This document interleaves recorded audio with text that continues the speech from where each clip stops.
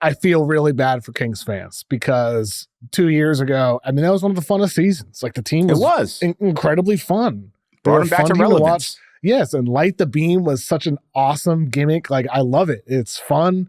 I would imagine if you're a young Kings fan, like that's something that makes you a Kings fan for sure. Like the rest of your life. Like I can't imagine if that's your first year rooting for a team. It's just a cool thing as a fun team. And that crowd seems amazing as well. But on the other hand, I feel like there's like a little bit of like ignorance to the concerns over time. Cause like it was 2 years ago that I'm calling up some of the concerns I had with this franchise. I remember like on the mismatch before at the beginning of last season with Verno, I said, this is going to be the year it becomes apparent they need a front court player better than Sabonis or replace him with somebody who's significantly better. And it's like, no. Sabonis is great. He's an all-star player, borderline all-NBA. It's like, yeah, he is, but he has some pressing concerns that limit your ceiling as a team. And before this season, when I had Legend of Winning on, he's like, DeMar DeRozan, not a great fit. Maybe they have to ask him to come off the bench. And Kings fans jump down his throat.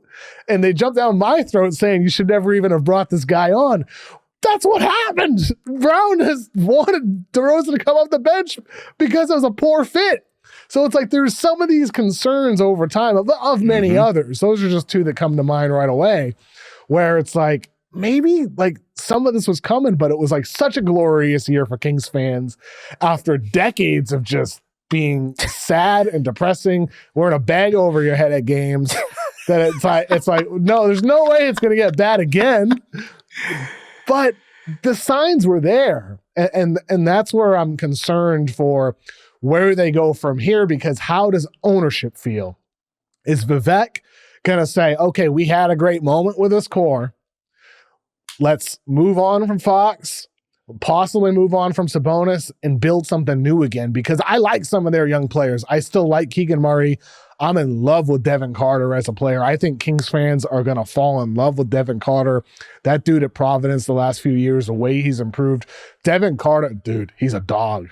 Like defensively, getting to the basket. He is a leader. Like for all the complaints about Fox not being a leader, lack of accountability, not being up there at his press conference for long after the game, not taking accountability in that moment after that game.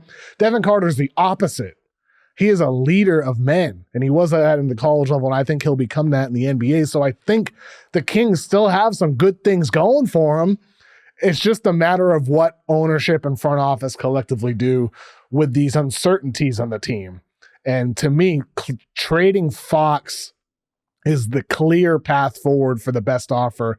Otherwise, I think he's going to walk in free agency when he hits in 2026, or he'll ask for a trade ahead of time and then he lose more leverage. But ultimately, you know, this on Monday morning, Ramona Shelburne said the Kings inquired about Zach LaVine, Brandon Ingram, Cam Thomas, Kyle Kuzma. That is the wrong way.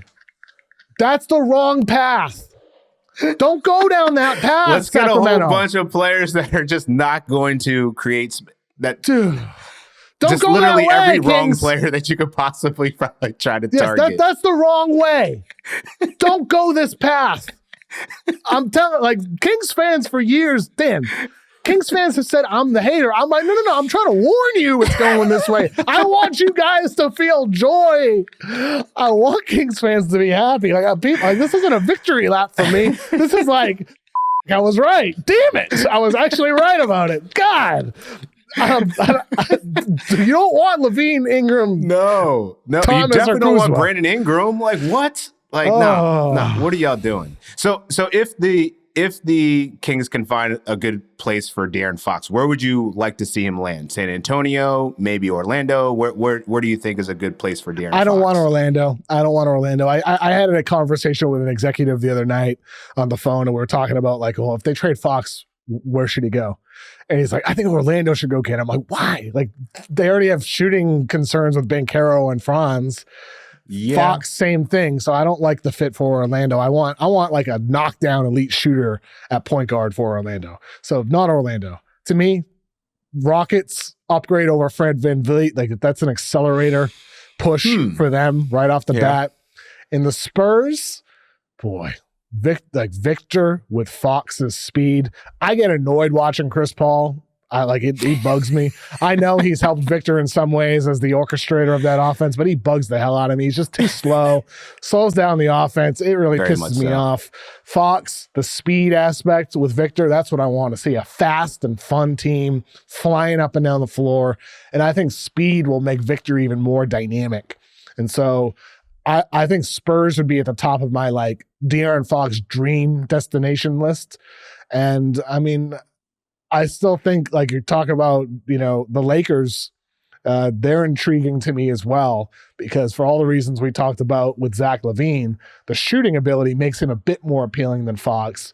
But Fox's playmaking with Anthony Davis, with LeBron and post LeBron, that playmaking ability is still important for the Lakers. And that's something that they could have for many years to come, with AD and Fox.